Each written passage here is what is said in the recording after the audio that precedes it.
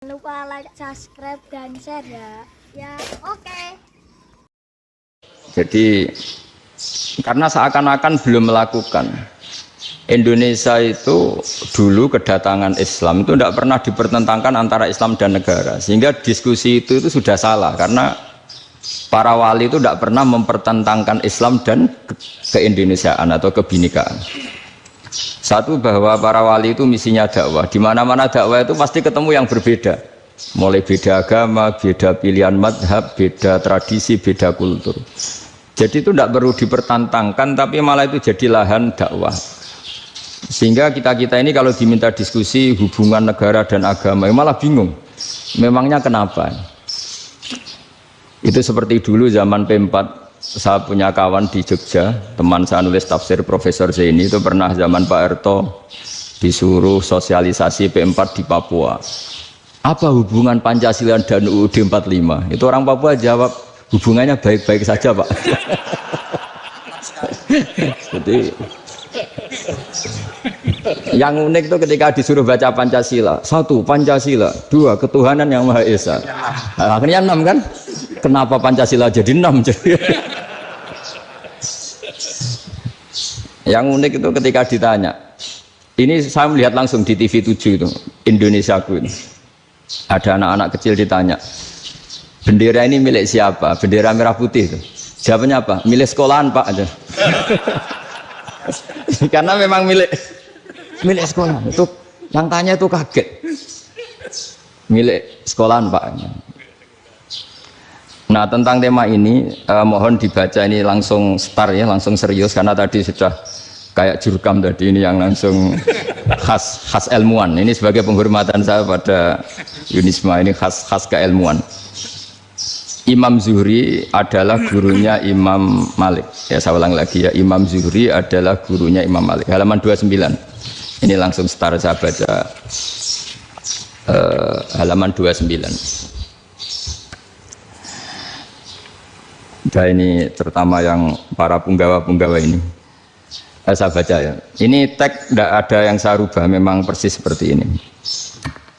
Bismillahirrahmanirrahim. Yaqulu Zuhri, ini gurunya Imam Malik. Fama futiha fil islami fathun qablahu kana a'zama minhu. Innama kanal qitalu haitsul taqon nasu. Falamma kanatil hudnatu wa wadu'atil harbu wa amana nasu ba'duhum ba'du wal taqaw fatafawadu fil hadits wal munaza'ah falam yaklim ahadun bil islami yaqilu syai'an illa dakhula fihi walaqad dakhalataini kasanaten mithlu man kana fil islam qabla dzalika wa aktsar. Terus ini ngomongnya harus santai, nggak boleh provokatif. Begini, kita tahu dalam perdamaian Hudaybiyah itu poin-poinnya itu semuanya merugikan Islam. Di antaranya adalah jika yang Islam masuk kafir harus dibiarkan karena berarti masuk ke habitat asli. Karena Nabi sebelum jadi Nabi komunitas pokok itu kafir, sehingga kalau Islam masuk kafir kembali ke habitat. Tapi kalau Islam masuk kafir, kafir masuk Islam itu harus dikembalikan karena dianggap bid'ah. Maka kalau kamu dituduh bid'ah itu tenang saja dulu, Nabi itu ya dituduh ji'ta bidinin muhdas, kamu datang dengan agama yang baru. Cuma agak diteruskan wa kullu muhdasatin bid'ah wa kullu bid'atin dalalah. Jadi orang-orang kafir dulu kalau ngomentari Nabi ya ji'ta bidinin muhdas, kamu datang dengan agama yang baru. Nabi nurut. Semua perjanjian yang merugikan Islam itu Nabi nurut. Tapi Nabi hanya minta satu hal, jangan ada perang 10 tahun. Dan orang boleh seminar, boleh diskusi tentang Islam. Ya ini dengerin betul ini. Jadi saya tidak akan provokatif, ini pakai logika. Nanti bisa dipakai disertasi doktor. Tapi saya minta orang boleh diskusi, boleh seminar tentang Islam. Akhirnya saat itu juga ada orang yang masuk Islam. Di depan tulisan itu belum kering istilahnya. Datang ke situ namanya Abu Jandal bin Suhail bin Amr. Itu datang ke Nabi, ya Rasulullah saya ini mau masuk Islam. Kata orang-orang kafir, ini pertama Muhammad, kamu komitmen enggak sama perjanjian? Kalau kamu komitmen harus kamu kembalikan. Nabi bilang, ya Aba Jandal, kamu kembali ke mereka, ke habitat mereka, yaitu menjadi kafir, di komunitas kafir maksudnya. Akhirnya nangis. Sayyidina Umar itu mendekati Abu Jandal, kemudian memberi isyarat supaya ngambil pedangnya. Jadi isyaratnya wong ini baca ora wis. Maksudnya orang-orang kafir. Tapi Abu Jandal nggak mau. Singkat cerita akhirnya kembali ke komunitas kafir. Tapi yang dikatakan Imam Zuhri cara analisis ini nggak bisa pakai provokatif, harus pakai analisis. Innama kanal qitalu haitsul taqon nasu. Yang namanya perang itu menjadikan orang tidak berpikir jernih. Ini poin yang diambil oleh Rasulullah. Kalau dibahasakan Nabi curi kesempatan, masuk Nabi dikatakan mencuri, meskipun itu hanya bahasa ya. Tidak mungkin lah kita bahasakan seperti itu. Saya ulang lagi ya. Kenapa ada perang berkesinambungan? Sampai tahun ke-8 Hijriah, mulai tahun kedua ada perang Badar, sampai tahun 8 Hijriah itu perang terus. Nabi sama orang kafir perang terus. Akibatnya apa Pak Profesor? Namanya perang itu ya nggak kau bermikir. Pokoknya agar ketemu Islam perang, Islam ketemu kafir perang, nggak kau bermikir. Padahal Islam itu bisa diterima oleh akal sehat, harus lewat diskusi, lewat pengamatan, lewat pemikiran, lewat pengendapan berpikir. Makanya Nabi tahu ini masalah besar. Kalau orang perang terus, itu gak kober mikir Islam, tidak sempat diskusi tentang Islam. Makanya Nabi hanya minta satu poin. Oke, perjanjian ini satu rutin semua, tapi saya minta orang kafir semuanya boleh mendiskusikan Islam, boleh seminar tentang Islam. Mereka bilang iya, pada pikiran mereka kan diskusi paling piye. Ternyata betul, ada diskusi. Terus temanya gini, kira-kira bener di Muhammad Abu Jahal. Terus Tuhan Muhammad sama Tuhan Abu Jahal itu keren mana? Diskusi. Tuhan Muhammad itu khaliqus samawati wal ardi, yang menciptakan langit bumi. Sebagaimana kampanyenya Muhammad. Ya mereka masih jangkar bilang Muhammad. Kalau Tuhan kita, ya berhala itu yang kita bikin, yang kadang rusak, yang kadang kudanan, terus lemutan, pokoknya terus diskusi. Kita kok bener pengirannya Muhammad. Terus Muhammad Abu Jahal. Mulai dhisik Muhammad itu ratau bodoh nih. Mulai dulu Muhammad tuh gak pernah bohong. Abu Jahal, waduh, wis bodoh nih ngongkonan. Wis ribet kan? Dan semua diskusi itu mengarah ke kebenaran Islam. Akhirnya ngomong kafir sing tokoh-tokoh cara Jawa yo. Wah, semane jebule masalah ini kan. Artinya gini, kalau kita ingin Indonesia damai, sebenarnya yang untung itu Islam. Karena Tuhan yang menciptakan langit dan bumi tentu gak akan diperbandingkan atau akan dikalahkan oleh Tuhan yang lahirnya saja sudah di bumi. Misalnya kita menjual Tuhan Allah, siapa itu yang menciptakan langit bumi, yang ada sebelum langit bumi? Bandingkan dengan Tuhan yang lahirnya di bumi, ada tanggal lahirnya, ada aktenya, itu kan sudah ribet kan? Begitu juga kalau memperbandingkan tokoh. Muhammad itu siapa? Tokoh yang bisa menyatukan pan-Arabik, tokoh yang begini-begini, yang sayang istri, sayang keluarga. Dibandingkan dengan tokoh Abu Jahal, Abu Lahab yang corong jauh penggaweannya yang ngerugikan orang lain. Akhirnya orang itu mulai tertarik sama Islam. Makanya kata Az-Zuhri, pakai bahasa dulu, falam yaklim ahadun bil Islam. Tapi kalau sekarang yang populer itu bahasa yatakallam. Sebenarnya yang benar itu bahasa kalimah yaklimu kalaman, karena masdarnya itu kalam, berarti sulasi nopo mujarrad. Tapi di fi'ilnya itu mujarradnya enggak kelaku. Jadi di fi'ilnya takallama ya takallamu, tapi untuk masdarnya yang kelaku kalaman. Jadi ini agak unik, agak enggak lazim. Sebenarnya kan takallama ya takallamu takalluman, tapi di masdarnya kalam populer, tapi di fi'ilnya tidak populer. Saya teruskan ya. Ini penting sekali. Jadi menjual Islam, kalau boleh dibahasakan menjual, itu tetap enak dalam kondisi damai. Karena kalau kita perang, itu bawaannya kalau ketemu ya perang. Kalau ketemu perang, sehingga orang itu rakober diskusi dulu. Saat benernya Islam sampai kafir itu bener di. Karena tidak kober diskusi, tidak sempat diskusi, orang yang milih yang kafir. Karena yang mayoritas yang kuat. Sementara Islam zaman itu lemah. Ya Nabi itu yang diminta hudnah, yang penting kita damai. Terus orang boleh mendiskusikan benar mana kita dan mereka. Ya setelah diskusi ya tadi kan nggak mungkin Allah yang begitu keren hebat pencipta langit bumi Dibandingkan berhala yang mengurus dirinya sendiri saja tidak bisa. Walhasil terus orang mulai tertarik sama Islam dan aturannya nggak boleh dilarang diskusi itu. Nah makanya saya pernah ditanya beberapa profesor di Jogja, Gus, suatu saat kalau kampus paling keren di Jogja ini ada Islamic Studies, kemudian pengajarnya dari berbagai agama, ini riskan nggak bagi Islam? Saya jawab, asal yang didiskusikan Islam itu nggak masalah, yang repot itu nak umat Islam. Karena kalau umat Islam yang jadi percontohan, banyak raja yang dolim, banyak pemimpin muslim yang dolim, terus identik dengan Islam itu jadi dolim kan ribet. Ya kalau pas umat Islam, kalau Islam yang kumat kan jadi masalah kan. Ini kan terus jadi beda umat Islam sama Islam yang lagi apa? Kumat.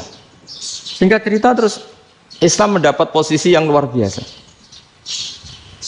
Nah makanya di sini diistilahkan falam makanatil hudnah, ketika ada perdamaian wa amanan nasu ba'dum ba'do, orang merasa aman, itu fatafawadu fil hadis wal munazaah, mereka berdebat. Munazaah itu berdebat, keren mana konsep Muhammad dengan konsep Abu Jahal, keren mana konsep Tuhannya Muhammad dengan Tuhan kita, terus diskusi dan mereka akhirnya ikrar, wah yang benar ya Muhammad lah.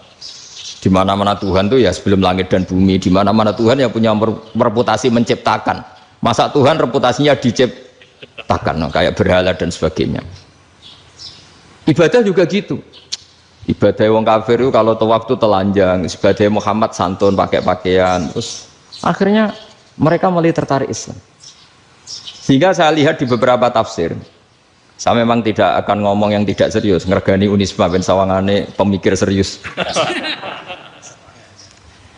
Di Quran itu sampai lihat di tafsir Tobari itu ada ayat bal naqzifu bil haqqi 'alal batil fayadmaghuhu fa idza huwa zahid. Qadzafa itu kalau di kamus tak lihat itu takallama bila dalilin. Qadzafa itu ya pokoknya sekenanya. Artinya gini, kebenaran Islam atau kebenaran hak itu kamu taruh sekenanya saja itu tetap menang. Apalagi kamu taruh secara teratur, kamu taruh sekenanya saja itu tetap menang. Sehingga di sini banyak sahabat yang hidup di Cina. Sekarang juga banyak orang alim yang milih hidup di Amerika, banyak orang alim yang milih hidup di Inggris. Dan mereka pede, percaya diri karena kebenaran itu kamu letakkan di mana saja, itu tetap akan menang, akan menemukan momentum kemenangannya. Misalnya gini, contoh paling gampang. Dulu para peneliti, saya ulang lagi, dulu para peneliti itu ya datang kemana-mana, termasuk Ibnu Battuta, termasuk Ibnu Khaldun, ya semua peneliti itu suka neliti.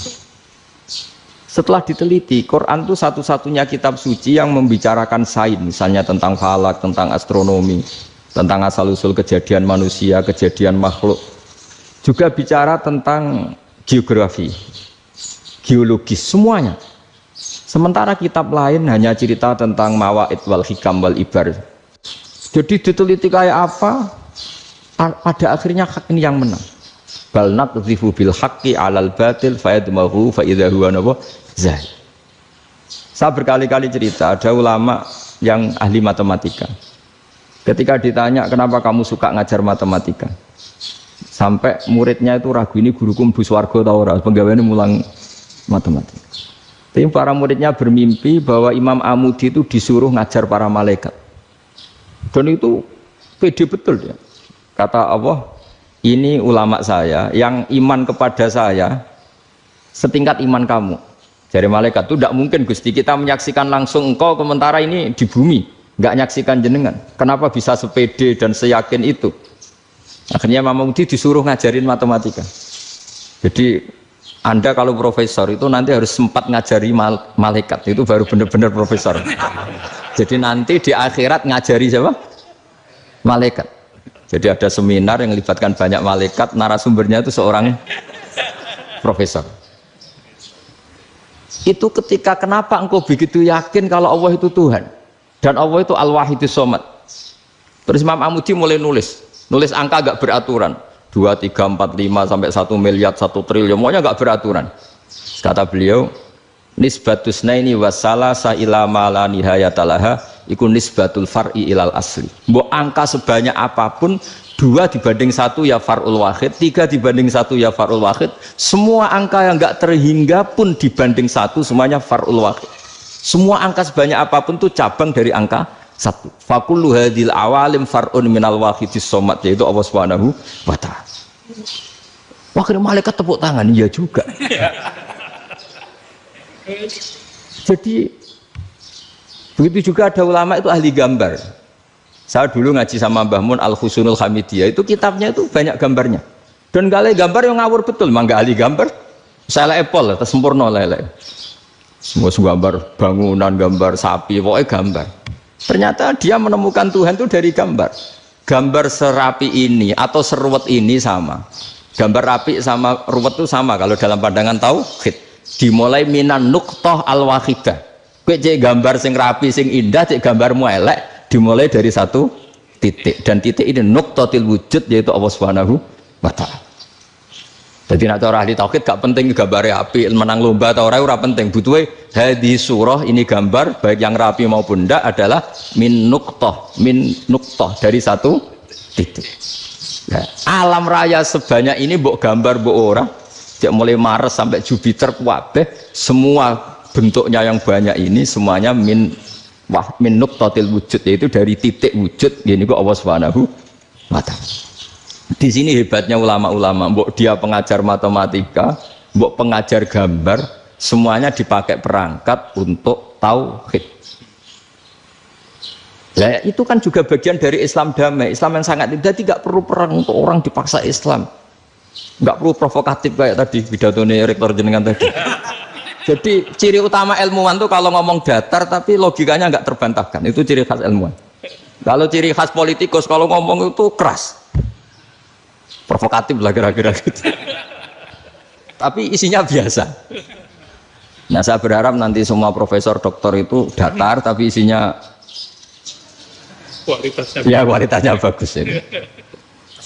Mentes.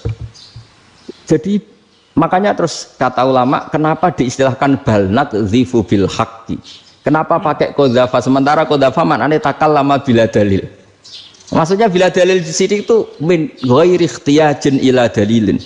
Kebenaran itu memang enggak butuh dalil. Apa kita perlu dalilnya apa? Buktinya apa? Kalau 3 itu cabang dari 1. Wong gendeng yakin yang takut gitu pas orang gendeng. Wong 3 cabang dari 1 kok ditanyakan buktinya apa? Itu min awalil bidah. Pertama orang pasti tahu kalau 3 itu far'ul wahid, 1 juta juga far'ul wahid, 1 miliar juga far'ul.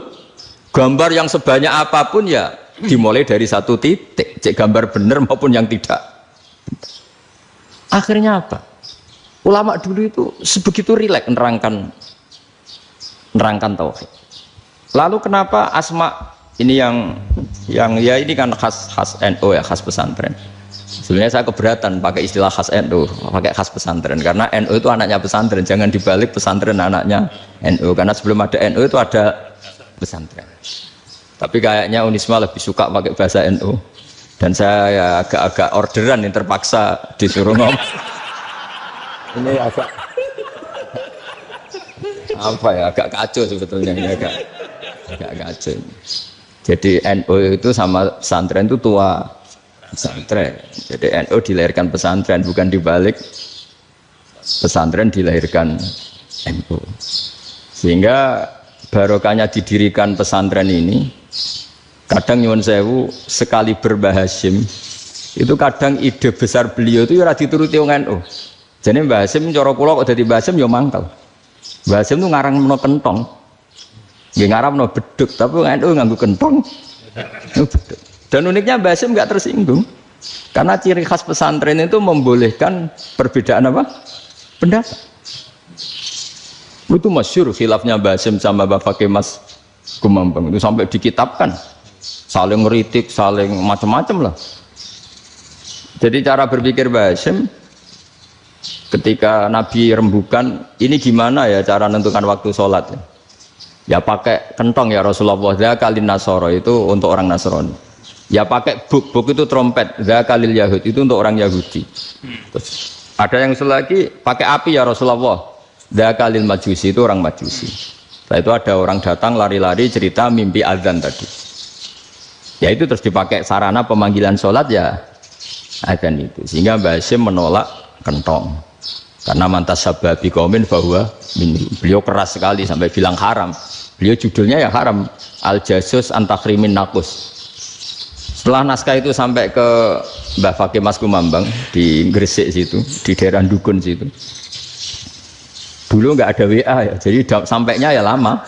Makanya saya sampai sekarang nggak punya WA, karena ya saya ulama kan, kalau WA-an terus ya jadi ulama.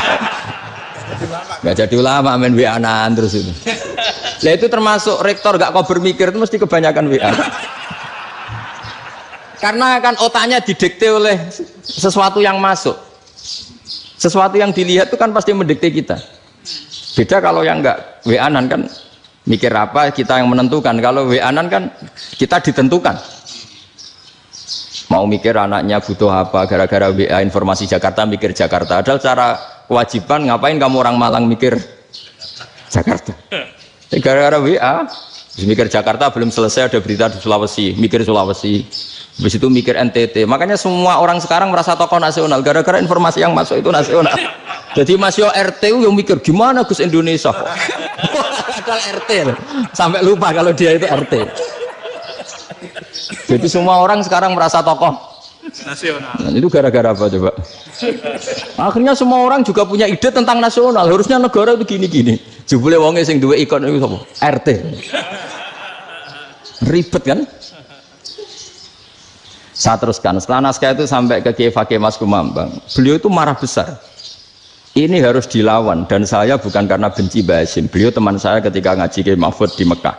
Jadi Mbah Fakih dan Kiai Hasyim itu teman ketika ngaji di Mekah. Cara ngelawan tuh lucu, gak ilmiah, tapi gak ilmiah wong alim tetap ilmiah. Di mana-mana serupa itu tidak sama. Ya kalau mungkin zaman Nabi di Medina itu, zaman itu kentong itu identik dengan milik Nasrani. Di Indonesia beda. Pos kampling ya kentong, kebakaran ya kentong, wae sarapan orang di LP ya pakai kentong. Jadi tidak ada jaminan kalau kentongan itu identik dengan Nasrani. Lalu haramnya di mana? Yang di mana-mana tasabuh itu identik. Ini tidak identik. Mulai masalah kan? Mulai masalah. Jadi beliau gaya judul Hazruus. Hazruus itu kepala bergeleng-geleng. Sekarangan kok ngene jadi sekarangan kok provokatif gitu. Nah. Dan itu Mbah Hasyim ya hormat Mbah Fakih hormat Mbah Hasyim. Saya sendiri secara pribadi itu lebih suka pendapat Mbah Hasyim sebetulnya. Karena bagi saya sholat itu sakral, ya sudahlah kalau sakral ya dipanggil dengan sesuatu yang sakral yaitu kalimat thayyibah adzan. Tapi saya tidak akan bilang kalau kentongan itu haram. Karena kalau haram alasannya mirip orang Nasrani. Sementara pos kampling ya pakai kentong, ada banjir ya kentong, ada kebakaran ya kentong. Jadi tidak identik untuk misa atau untuk sholat ala Nasrani. Tapi itu dulu ya rileks saja, dua beliau itu ya saling menghormati, padahal saling kritik.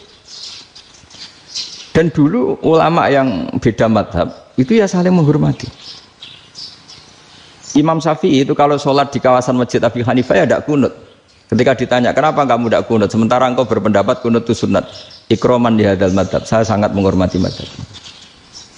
Imam Ahmad bin Hanbal itu berpendapat kalau orang pakai bekam, pakai iftisot atau hijamah itu batal sholatnya. Sementara Imam Syafi'i mengatakan tidak batal apa sholatnya atau wudunya tidak batal.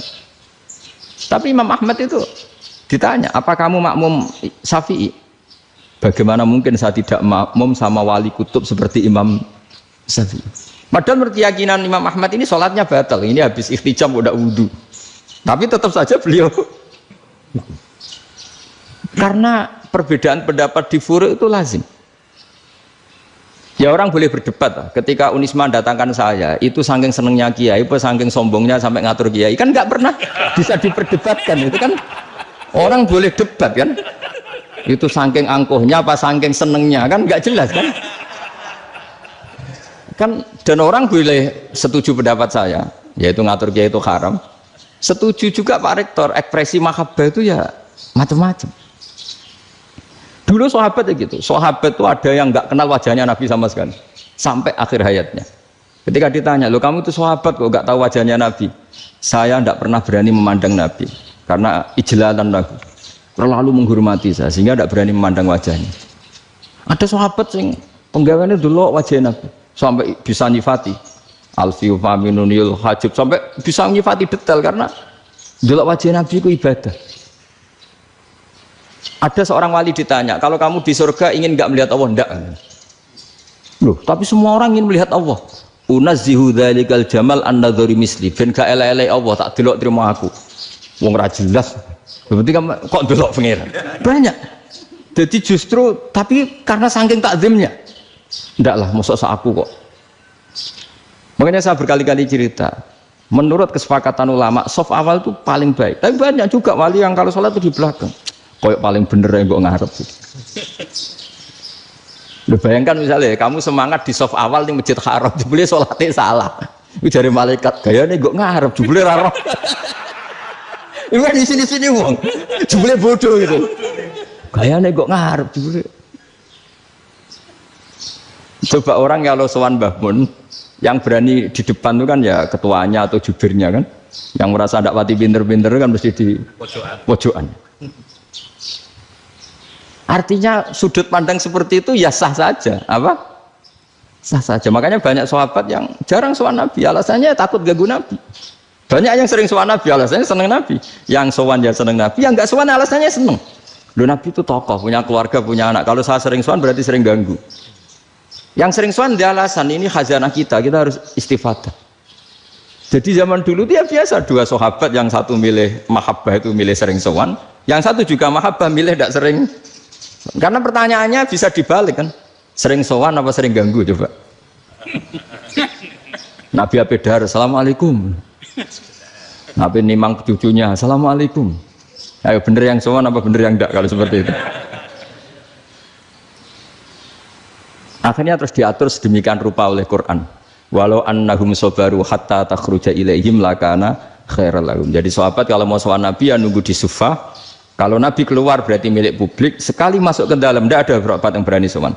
La tadkhulu buyutan Nabi illa ayyudzana lakum. Kalau soal sampai masuk dalam harus nunggu dipanggil. Karena sekali Nabi masuk dalam itu milik privat keluarga, milik istrinya, milik cucunya, milik keluarganya. Dan Nabi sekali keluar ke ruang itu berarti milik publik. Itu terus jalan tengah. Karena kalau langsung masuk, bayangkan saya itu sering menyaksikan. Mbah Mun habis ngaji 2,5 jam ngaji Jalalain. Baru masuk, assalamualaikum. Padahal yai mungkin mau ke kamar mandi, mau ini itu. Jadi dulu itu Quran sangat modern. Sebelum ada dokter ngatur tamu, rektor ngatur tamu itu Islam sudah modern. Dia kan nggak fair kan? Misalnya saya ke Unisma harus janjian pakai ini, terus kalau misalnya kesini selonang-selonang kan lucu kan, mentang-mentang kiai terus juga sowan-sowanan selonang-selonang. Padahal kalau kita mau ke mereka pakai protokol. Sering tidak fair dunia ini, tapi karena aku kiai oleh gelo ya sudah. Akhirnya saya memutuskan gak gampang kemana-mana karena itu. Saya sering didatangi ajudannya menteri, Gus mau ada tamu dari Jakarta tanggal ini, mesti saya bilang, mereka milih tanggal yang mereka kosong, kok tidak mikir apa itu kosong. Tak jawab enggak lah, sebelum diatur bahasanya dan tawaduknya gitu. Akhirnya dibalik, datang lagi, Gus jam dengan kosong apa kita menyesuaikan. Lah itu lagi dia akhlak kata saya. Itu baru punya akhlak kata saya. Bukan masalah ini, bukan masalah gengsi ya. Saya sendiri itu dolan ke alumni itu jarang karena ya takut. Kiai kan yo nganggur jam 09.00 nganggur, jam 10 nganggur. Bisa saja alumni itu kerja di pabrik, bisa saja yang latihan ekonomi di pasar. Jika kalau saya datang jam 9, iki kiai sing nilai santri ini, apa kiai sing ganggu santri. Nah karena orang ini melakukan rutin gak kok berpikir, pokoknya ngono jenenge silaturahim. Mau nyerah kok berpikir, padahal kalau diangen-angen ini kiai yang nilai santri ini, apa kiai yang ganggu santri ini karena datang di jam kerja. Nah, bayangkan kalau kebenaran dulu itu dikawal oleh satu peradaban perang. Jadi Nabi sesuai diangen-angen Nabi. Perang Badar menang Nabi, perang Uhud menang wong kafir, perang ini gonta-ganti. Apapun itu yang penting satu kesimpulannya, cara Rasulullah kesimpulannya satu. Orang tidak kober mikir kebenaran secara mengendapkan pikiran dengan pikiran jernih. Maka hebatnya Nabi ketika perjanjian, pokoknya saya minta nggak ada perang. Dan orang yang boleh mendiskusikan Islam. Itu luar biasa idenya Nabi. Karena bawaan perang itu wong kan nggak kok bermikir. Ibarat seorang misalnya seneng satu perempuan, ketemu rivalnya langsung perang kan nggak mikir. Tapi kalau kau bermikir, jangan-jangan cawe wedok iku ora seneng aku. Untungnya apa untuk wong ayu ora seneng, malah mau loro hati. Terus sudahlah, buruan dialihkan kemana kan gitu. Itu nak mau amen WA nan tukaran lewat SMS atau tarung langsung ora kau bermikir. Tapi kalau kau bermikir, akhirnya berpikir nih. Perempuan tadi sebenarnya yang disenangi siapa? Oke, ternyata senang Pak Erick. Sudah kita ngalah. Karena tidak ada nikmatnya kan menikahi perempuan yang sama sekali tidak mencintai kita. Tapi kalau nak kau berpikir pokoknya diprovokasi, wah gue kalah mbak A, gue kalah mbak B. Pikirannya kan, ojo sampai kalah. Bareng wis menang ternyata ada emas. Lah. Nah bayangkan Islam itu seperti itu dulu, dipertarungkan. Luang Islam itu dinu aklin, agama yang diterima dengan akal sehat. Tapi sekarang ukurannya perang. Yang menang berarti benar, yang menang benar. Kan terus jadi repot. Itu Nabi tidak ingin, makanya Nabi ingin sudah nggak ada perang. Nah makanya kata Imam Zuhri, fathul Islam terbaik adalah orang boleh diskusi tentang Islam dan tidak ada perang. Lagi-lagi penting, tidak perang itu penting, silmun itu penting, perdamaian itu. Setelah tidak ada perang, akhirnya fatafawadu fil hadis wal munazah, orang boleh diskusi apa saja, termasuk boleh adu polemik. Konsep satu Tuhan dan Tuhan banyak diperdebatkan. Akhirnya Nabi secara rileks bisa menjelaskan, Muhammad, urusan kita banyak. Kalau Tuhannya satu tidak cukup, Tuhan harus banyak untuk menyelesaikan berbagai urusan. Ada Tuhan bagi rektorat, bagi macam-macam kan. Ada Tuhan untuk ngurusi utang, ngurusi BPKB, macam-macam. Terus kata Rasulullah, enak saja Nabi jawabnya. Ya kalau kamu punya majikan banyak, perintahnya beda-beda, kamu mangkel enggak, bingung enggak? Ya susah, Mat. Kalau majikannya banyak, perintahnya beda-beda, kita jadi repot. Seneng mana? Seneng majikan satu. Ya sudah, Tuhanmu itu majikan kamu. Kalau Tuhannya banyak, perintahnya macam-macam, kamu yang repot. Akhirnya ya Mat, Tuhannya satu aja. Nah, itu ya barokahnya diskusi tadi, barokahnya enggak perang. Daraballahu mathalan rajulan fihi syuraka'u mutasyakisuna wa rajulan salamal lirajul hal yastawiyani masalah. Terus alhamdulillah. Jadi orang yang paling kafir pun saat itu taslim. Nah ini kembali ke kalimat la ilaha illallah. Saya tidak perlu provokatif, pasti teori saya itu benar. Bukan saya bilang benar itu karena sombong, enggak. Ini sesuai teks. Misalnya begini, benar enggak kelompok takfiri yang suka ngafirkan orang lain? Itu pasti tidak benar. Logikanya gampang. Orang yang kafir 70 tahun saja dengan melafadzkan la ilaha illallah menjadi muslim. Masa dengan kalimat yang sama yang muslim menjadi kafir? Itu logikanya kan nggak ketemu. Orang kafir 70 tahun untuk menjadi muslim disuruh baca apa? La ilaha illallah. Tapi gara-gara baca la ilaha illallah nyekel patok jadi kafir. Pertanyaannya, loh ini kalimat apa? Kalimat untuk mengkafirkan apa kalimat untuk mengislamkan? Karena yang kafir dengan kalimat itu menjadi Islam, ternyata yang Islam dengan kalimat itu menjadi kafir. Itu ketemu nggak? Cara logika itu kan nggak ketemu kan? Makanya cara pikirannya Abdul Hasan Asadili, dan saya setuju pikiran itu.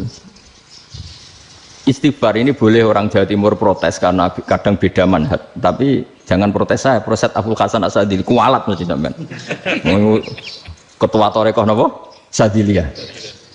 Cara madzhab Sadili, dan Anda boleh berbeda madzhab, mencari khasnya wong kampus sing wani beda. Beda kapasitas lah, pokoknya butuhnya beda. Dan ketok pinter, ketok kritis tuh. Cara madzhab Abdul Hasan Asadili itu gini Pak Rektor. Jadi istighfar itu baik. Tapi ba'da kamali tauhid, setelah tauhidnya itu benar. Alasan beliau masuk akal. Ketika ada ayat fa'alam annahu la ilaha illallah wastaghfir li dzambik. Bihadil kalimah. Jadi orang boleh istighfar setelah tauhidnya benar. Alasannya Abdul Hasan Asadili begini. Qul lil ladzina kafaru iyantahu yughfar lahum ma qad salaf. Katakan kepada mereka yang kafir, sekali mereka tidak kafir, maka otomatis dosanya masa lalu diampuni. Pertanyaannya, yang bisa menghentikan kekafiran itu kalimat apa? La ilaha illallah. Dengan hanya melafadzkan la ilaha illallah Muhammadur Rasulullah, langsung yughfar lahum ma qad salaf, langsung dosanya ampuni. Berarti yang menjadi pengampun dosa lah, penyebab pengampunan itu apa? La ilaha illallah. Itu bahkan orang kafir belum istighfar. Di ayat itu kan Allah gak mensyaratkan setelah la ilaha illallah istighfar baru diampuni, enggak. Asal la ilaha illallah langsung yufar lahum makot. Saya ulang lagi ya, jelas ya. Jadi kulil ladzina kafaru iyantahu yufar lahum makot. Nah sekarang iyantahu, mereka berhenti dari kafirnya. Syaratnya pakai apa? La ilaha illallah Muhammadur, itu langsung yufar lahum makot. Artinya apa? Ghufranullah itu bisa didapat hanya dengan mujarrodut tauhid, yaitu hanya dengan melafadzkan kalimah thayyibah. Dan sahnya istighfar juga berdasar kalimah thayyibah itu. Misalnya gini, orang kafir sebelum Islam melafadzkan astaghfirullah, astaghfirullah, astaghfirullah, kira-kira diterima enggak? Enggak kan? Karena syaratnya istighfar ba'dat tauhid. Nah, makanya dalam mazhab Sadili istighfar itu setelah la ilaha illallah. Karena cara pandang ya seperti itu. Jadi fa'alam annahu la ilaha illallah wastaghfir li dzambi. Jadi dengan kebenaran tauhid saja ini sudah cukup kita insya Allah layak diampuni. Karena innallaha la yaghfiru ayyusyraka bihi wa yaghfiru ma duna dzalika liman yasha. Jadi orang yang tauhidnya benar itu bisa diampuni Allah asal tauhidnya benar. Itu Allah ngendikan liman yasha wa yaghfiru ma duna dzalika liman yasha. Dawe Imam Suyuti walam yakun liman yastaghfir. Jadi orang yang bertauhid secara benar meskipun gak sempat istighfar itu tetap potensi diampuni. Karena bawaan tauhid itu sudah menjadi layak diampuni. Kayak orang kafir sekali ngelafadzkan kalimat tauhid, mbok gak istighfar langsung diampuni. Nah, karena melihat seperti itu terus orang berlomba-lomba memperbanyak jumlah ngelafadzkan la ilaha illallah. Jadi kita yang alim, kita semua, saya tidak bilang saya, kita termasuk yang di pinggir-pinggir saya, ngaku alim ora masalah lah, sopai. Kita semua yang alim-alim itu tahu bahwa la ilaha illallah itu super. Sudah bawaannya tauhid, juga punya kelayakan diampuni. Nah kemudian nasib kita agak sial. Malah kalimah ini dituduh bid'ah, dituduh khurafat. Mergo Nabi nggak pernah tahlilan, Nabi nggak pernah. Nabi nggak pernah tahlilan, kalau diartikan Nabi ratau maca la ilaha illallah, aneh gak kalimah ini. Nah, ini provokatif ini. Jadi ini sudahlah keanehan-keanehan ini kita terima karena ciri utama wali, ciri utama ulama itu wa'udhu fisabilillah, harus pernah disakiti. Jadi kalau Unisma sakit karo dituduh apa? Dituduh bid'ah itu berarti belum calon ulama. Calon ulama itu wa'udhu fisabilillah, harus disakiti. Jadi kalau kamu disalahpahami itu ya harus santai. Provokatif tadi. Iya, termasuk provokatif tadi. Termasuk diatur tadi itu. Jadi kalau cara berpikir kan, karena mereka itu memang kalau kita turutin itu memenya itu terlalu, kadang menghujat kita itu enak ya jadi GNU, ada orang mati datang, kiainya dapat makan, dapat rokok, terus pulang gitu. Jadi apa, terus kita kayak tersangka terus. Kita kan kayak tersangka terus, tertuduh terus. Terus yang orang NU ya memenya juga nggak kalah ekstrimnya. Boleh ya ajaran orang nggak boleh ngasih-ngasih kiai gitu. Berarti boleh dong ajaran kikir. Jadi memang kadang apa ya, cangkem elek lah bahasa kasarnya itu. Itu memang kadang lebih mengenakan kalau kita datang ke acara mayat kan dapat makan, dapat minum. Kalau yang sohibul bed rokok ya dapat rokok. Kalau kiainya dapat wajib, kadang 20.000, kadang 50.000. Terus memenya itu kok setega itu ya, ada orang meninggal kok malah kita makan-makan. Seakan-akan kan kultur ini biadab kan gitu. Tapi yang orang NU kebalikan bales. Oh ternyata nggak boleh ya mayat disodakoi. Ternyata nggak boleh ya orang dermawan. Berarti Islam membolehkan medit ya gitu. Yang mau ini kan. Tak angen-angen itu luwih mandi timbang takbir ya kan. Karena ini kan memicu emosi kan. Memicu apa? Emosi. Nah tapi saya kalau disuruh bela mana itu tidak ada yang saya bela. Ya seorang sudahlah, kalau mau nganggur saja sudah itu juga. Ya tapi itu memang apa ya, itu khazanah Islam, ada yang kritik, ada yang enggak. Ya itu memang khazanah, ya biasa aja, kalau saya biasa aja. Karena dulu ulama itu sudut pandangnya itu ya seperti itu. Ada yang ulama suka ibadah itu sholat, ada yang milih apa tidur. Sampai Imam Ghazali bilang suatu saat ibadah terbaik di zaman akhir itu tidur kan. Sholat saja kalah sama tidur kan. Tapi itu loh ya, Yang wajib tetap loh, terus kamu gak sholat wajib. Begini beliau mencontohkan itu. Ada orang sholat tahajud terus obsesinya itu ingin hajatnya terkabulkan. Sementara yang tidur obsesinya nikmati rahmatnya Allah, boleh tidur, bisa tidur. Kata Imam Ghazali, timbang kita tahajud terus nuntut pangeran aduk turu katanya. Mergo engko dia akibat terus setan memberi bisikan, "Lho nyatanya kamu tahajud ya gak terkabul." Berarti cerita bahwa Nabi ngendikan kalau doa tahajud mustajab enggak. Daripada ngono kan turu ora tau donga ya. Timbang abri-abri Islam kan, timbang ngelek-ngelekin apa? Islam. Jadi ulama itu mulai dulu itu sudah berpikir. Banyak orang menjadikan tahajud sholat malam itu media untuk hajatnya. Dan kalau nggak kesampaian ini mutung. Nyalahkan kiainya ijazah ramandi. Macam. Daripada ngono ora usah apa? Tahajud turu. Dan jenis kayak ini tuh banyak. Makanya ulama kayak saya itu saya enak dewi itu ya jarak. Saya sering didolani muhibbin terus bilang, "Gus, saya doakan gini-gini, saya mau nyalon bupati atau saya gini." Saya bilang, "Gak waduh orang dongo, nak ramandi darani ulama dongane ramandi." Nak mandi kamu jadi bupati tetap nganggep karena beli. Sopo sing ora roh bupati saya juga beli. Ribet kan? Ketika mereka jadi ngunsurkan doa kamu apa karena kemarin beli? Yang beli maksudnya nggak beli nggak usah tersinggung. Jadi ribet ngadepin. Nggak artinya gini loh, boyo doa itu jangan dipakai begitu. Kalau minta nasihat tak nasihati, jadi bupati yang baik, gubernur yang. Kalau minta doa itu resikonya. Akhirnya kiai kalau diminta doa ya doa, sebenarnya diisinya itu nggak doa kemenangan. Itu nggak selamat gitu. Karena ribet. Makanya Islam itu doa itu setelah iman. Aturan iman benar baru doa. Aturan iman benar termasuk Allah itu yaf'alu ma yasha, boleh melakukan yang dikehendaki. Allah enggak boleh terdikte oleh doa kita, enggak boleh. Ya saya ulang lagi ya, madzhab Hasan Asyadzili ini khas kita. Jadi la ilaha illallah itu didahulukan sebelum istighfar. Tapi kebalikannya madzhab Imam Sanusi itu dibalik. La ilaha illallah itu kalimat yang sakral. Karena yang sakral dibutuhkan muqaddimah, yaitu yang melafadzkan harus yang sudah bersih, yang sudah steril baru melafadzkan la ilaha illallah. Maka dalam madzhab Sanusiyah istighfar dulu baru la ilaha illallah. Nah dalam madzhab Abul Hasan Asyadzili kebalikan, istighfar itu sah setelah sahnya tauhid. Kamu ikut mana tuh? Asyadzili apa Sanusiyah? Alhamdulillah sama-sama tidak paham ya sudah. Akhirnya sudah.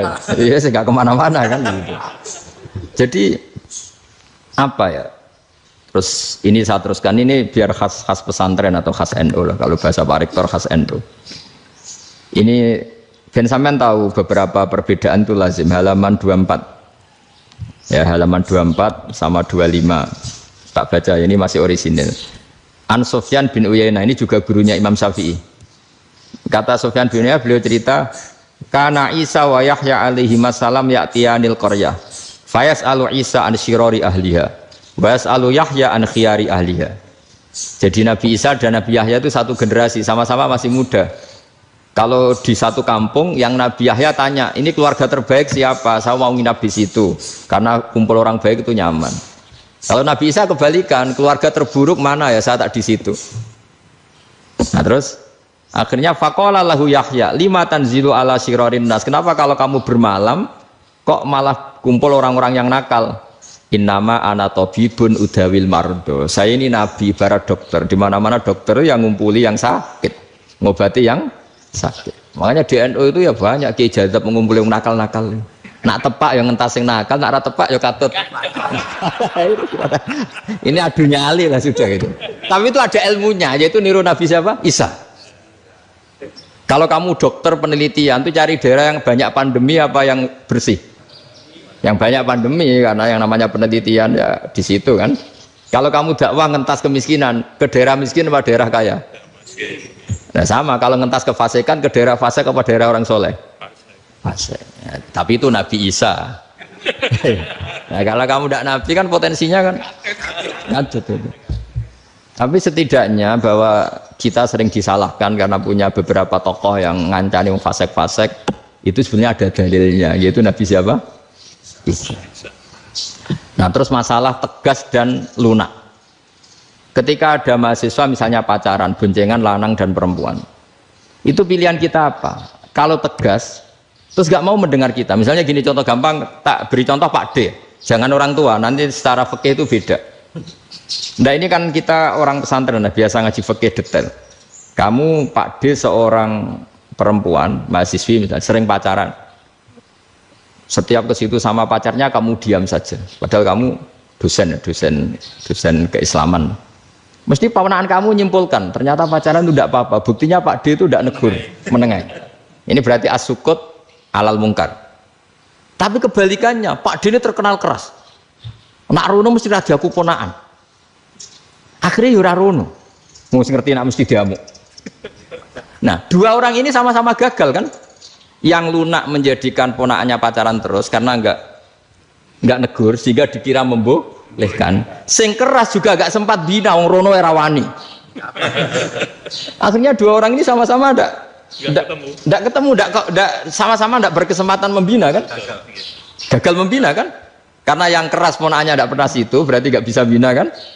Yang lunak membiarkan berarti juga ada bina. Nah, Islam itu antara dua itu. Ya agak terlalu lunak, enggak terlalu keras. Karena kalau terlalu keras, misalnya ada kiai terlalu keras, lu masyarakat mau tanya itu gimana? Lari kan? Loh, saya ini punya pengalaman pribadi. Saya ini kan kecelok orang alim. Itu kalau pernah ya saya itu berusaha ya pokoknya ya umumnya orang alim lah. Tenang, terus anteng, enggak gejlok-gejlokan. Itu enggak ada yang tanya. Saya mimpi ketemu beberapa ulama itu disalahkan. Terus umat saya kalau mau tanya itu ke siapa? Wong alim wis wibawa, meneng tambah banget wibawan. Bala Quran sering gojlok rektor macam-macam. Terus wong wanita kok, saya biasa ke pasar pandangan dicegot orang. Gus, putri saya itu sering keluar darah tapi melebihi batas haid gini-gini. Kalau badhe sowan jenengan, gak usah sowan ning kene mbek ngadeg-ngadegan. Terus tanya, yang haid berapa hari, Gus? Ya supaya rudat ilal adat sebelum dia punya penyakit istihadah itu berapa? 6 hari ya sudah, kembali 6 hari lainnya mustahadah, tetap sholat, tetap normal. Tapi kalau saya wibawa, mau pasar gue tasbih dulu.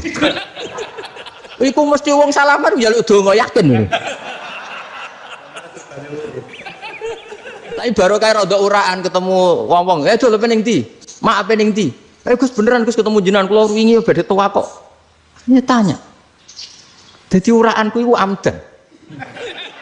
Lho nek sampean asli iki asli uraan. Karena ada uraan lah tetap tidak wibawa kan. Jadi baru kayak uraan itu ya banyak. Saya tuh kalau ngantor di Jogja itu banyak orang yang tanya. Ya biasa tuh, banyak macam-macam. Karena saya uraan.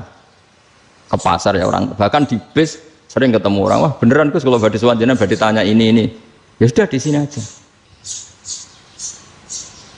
Jadi semua itu diilmoni.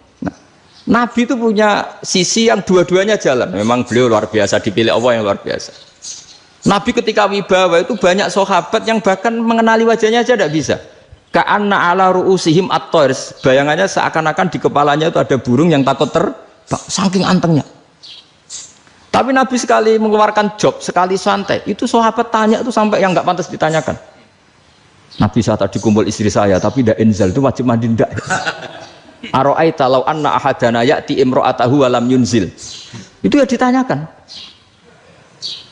Nabi mun kumpul mboten saged inzal sepundi. Guys betul lagi. Terus ya ada yang tanya macam-macam. Ya saking ada sahabat dipanggil Nabi tambah lari, dipanggil lagi tambah lari. Panjenengan nyeluk, oh pas kula kumpul bojo kula. Lah kula kuwatir jenengan orang suci, saya belum mandi, makanya saya lari. Nabi ngendikan innamal mukmin thahir, ya nak masalah ketemu kiai ra apa-apa ijek junub. Sementing kok nak salat ya dhisik. Tapi Nabi sekali pakai mazahirul jalal, tapi pakai wibawanya, itu orang enggak berani ngomong. Tapi sekali Nabi rileks, itu orang bisa tanya apa saja, termasuk halal yang enggak pantas. Lalu ada sahabat itu tanya lucu, tanya Maimunah. Maimunah itu ya cantik tapi sudah agak tua lah. Maimunah, ya umal mukminin, hukumnya ngambung bojo pas Ramadan ubi. Wah gak roh, gak tahu diambung kan Nabi pas Ramadan. Tanya Saudah, wah malah karena diambung. Kalau Saudah itu kan wis tuwa itu. Lucunya istrinya jawab, tanya Aisyah yang mungkin Nabi, iya yang mungkin tanya Aisyah. Itu yang usul ya istrinya Nabi Maimunah. Selalu Aisyah. Tanya Mbak Aisyah. Ya Amirul ya Ummul Mukminin gini-gini. Aisyah yang cantik masih perawan kan. Qabbalani Rasulullah bahwa oh Nabi biasa ngambung-ngambung pas Ramadan dan beliau tetap puasa. Akhirnya fakih ngarang kan wa takbil fi Ramadan wa tublah la tubtilu shauma ngambung ora. Iku ya udah biasa di sini. Ya nasi bojone ayu. Nah ini artinya seasik itu gitu. Jadi garwane Nabi sing ngrasa serodok tuwa. Wah, aku ora tahu ya. Kok Aisyah. Serilek itu dulu itu. Maksudnya orang-orang Islam pertentangan itu. Maksudnya dia balik semua ini bedanya orang pesantren sama orang kampus. Kalau orang kampus mau cerita agama itu rahmatan lil alamin, tapi nyontokno rileke ora iso. Agama itu rilek, tapi nyontokno rileke ora iso. Mergo ya rapati ngaji. Contohnya ora iso, dadi mau gawe kaidah mau Islam itu rahmatan.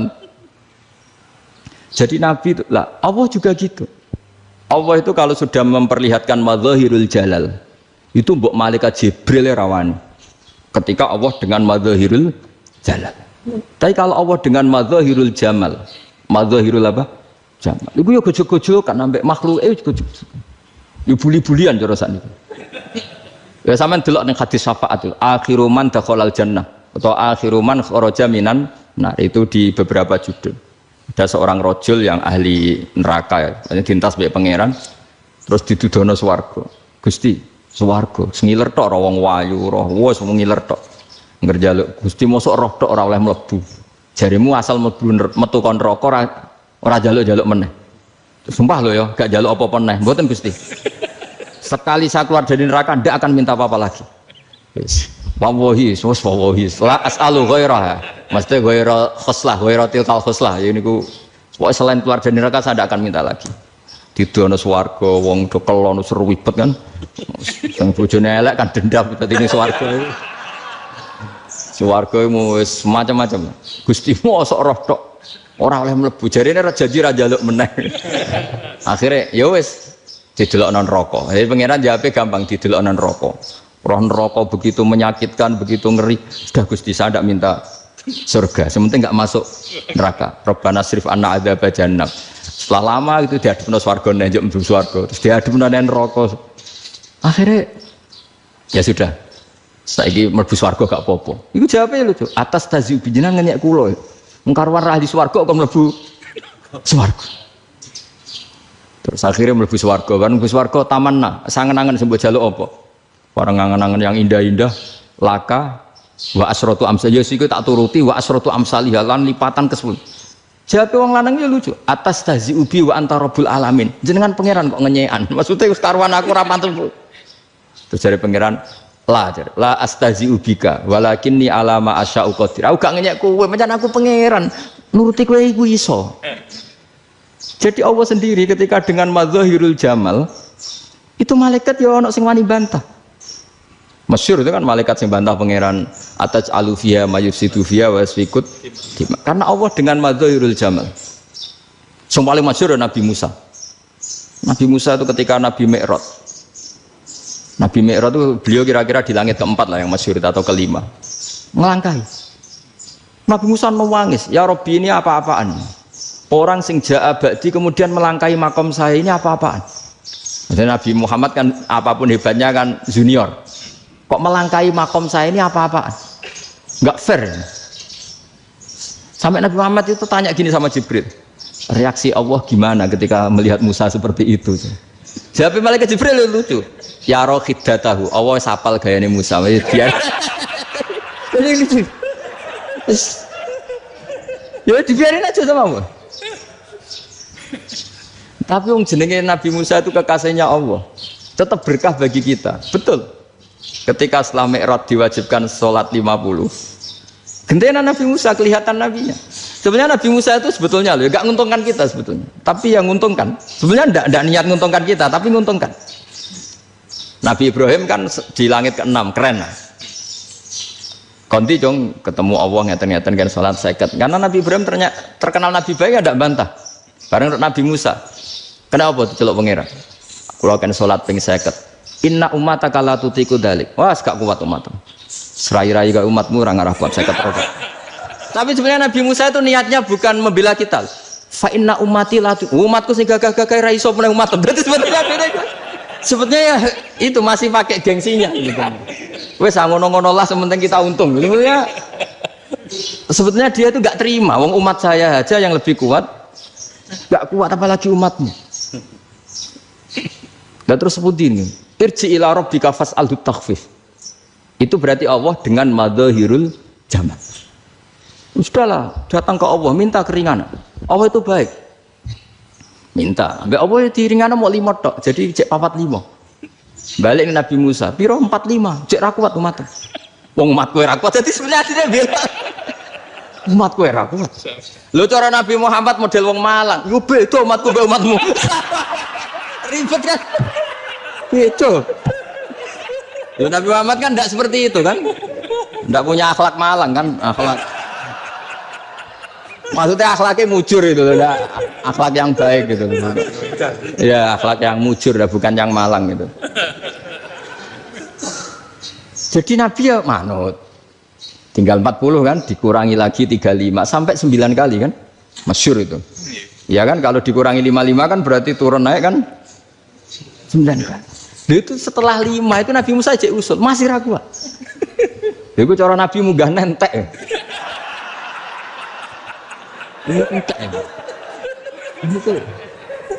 Terus, iya, doa tuntas betul. Sebebas. Terus munggah ado-ado laopo. Ngapain itu?